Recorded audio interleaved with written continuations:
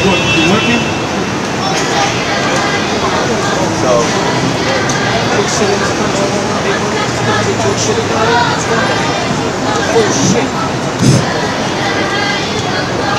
I greet you all in the Muslim greeting of Assalamu Alaikum. What that means is, may the peace and blessings of Almighty God be upon you.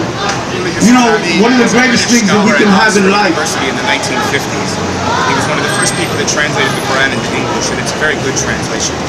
He doesn't use the Old English anymore. He uses basic conversation. It's peace. Peace for people, peace for countries, peace for the mankind. Peace for the individual that allows you to live a life of peace and tranquility. And in Islam we give that greeting of may Allah's blessings and peace be upon you, that may be established in your life. That the greatest thing that you can have in your life is a sense of peace, a sense of tranquility, and a sense of understanding. That through this sense of peace and understanding we can come to terms with things that affect us in this life. In Islam we have to understand that now the United States of America is involved in a campaign of character destruction, a campaign of character assassination, and a campaign of misleading you to the truth of what Islam is. This is essential, because you cannot fight against that which you love or that which you understand. The main thing that propaganda is, what propaganda is designed to do, is designed to make you hate some and love others.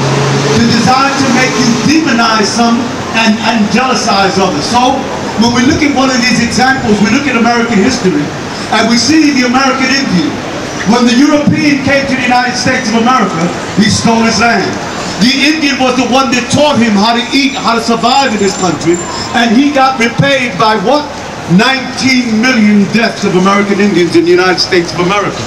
When the American Indian then fought back to retain his land, he was then characterized as a savage.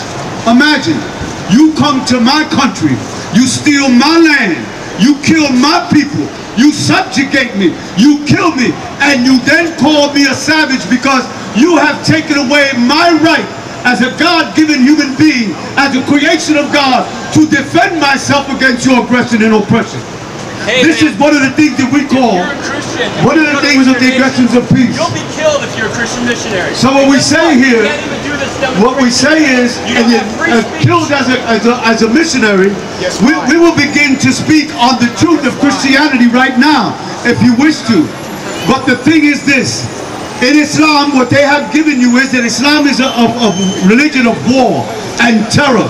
Let us look historically at the truth. Who started World War I? Who started World War II? Who killed 6 million Jews? Who killed 19 million American Indians? Who killed 49 million African slaves in the Middle Passage? Who destroyed 3 to 4 million Aborigines in Australia? Who destroyed in China and subjugated the Chinese to drugs, and which forced them to fight back, and they were called boxers throughout the world? Who did? Who invented the atomic bomb? Chemical warfare, biological warfare, chemical warfare. Who invented the modes by which death is accomplished in means of mass? Who invented the aircraft carrier? Who invented the stealth bomber? Who invented guided missile? Who invented a smart bomb? By the way, how can a bomb be smart? Does a bomb say, well, you know what? These are women and children, let me fall on these soldiers? Who invented a guided missile that says what missile can be guided? Does a missile, when it is shot, does it say, you know what, there are women and children here, I'll make a left turn and kill these men? What is a guided missile? There is no such thing. These are what's called the magic of semantics.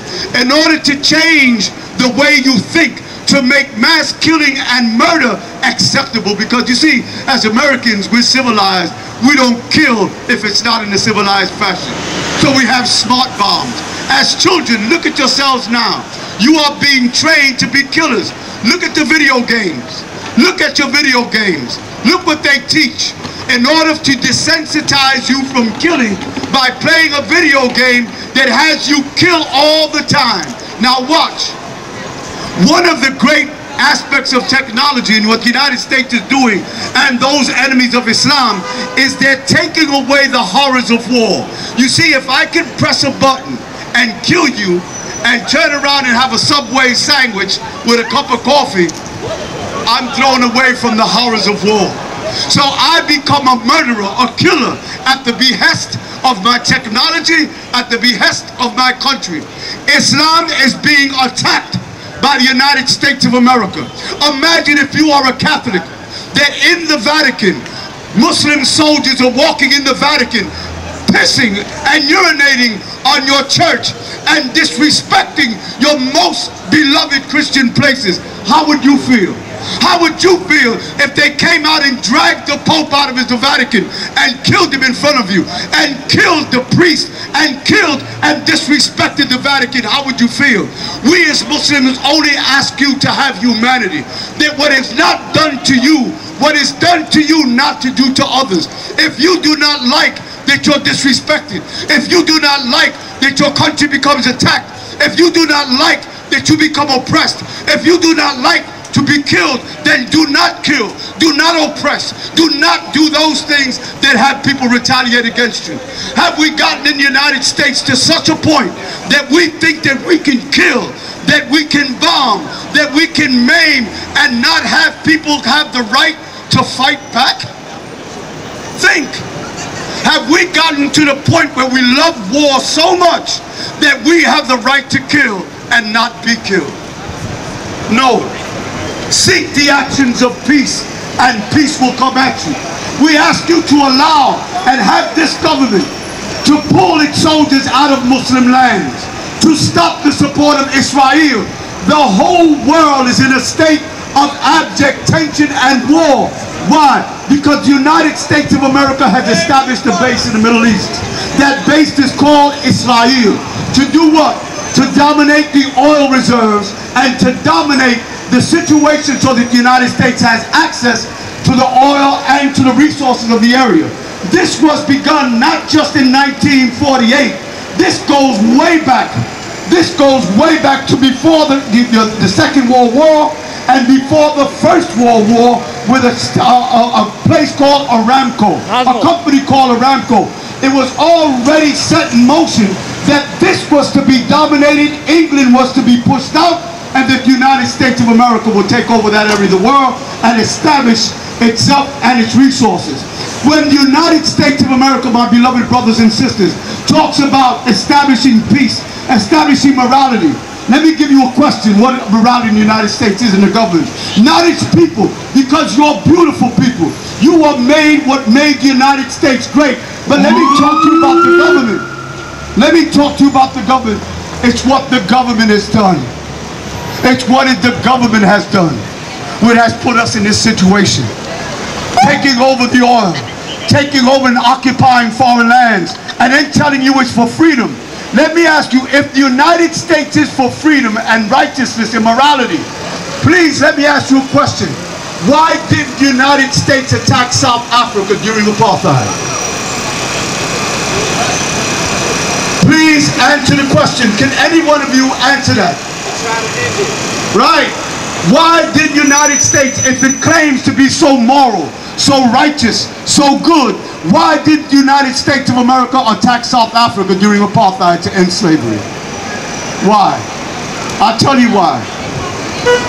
Diamonds are a girl's best friend.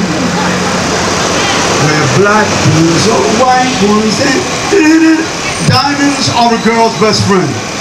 So the human being subjugated, Africans being subjugated, their land taken from them, exploited and killed and dying of hunger, and being separated according to race and color, while the United States of America itself had slavery for over 400 years, did not see fit to end slavery in South America, in South Africa. Why?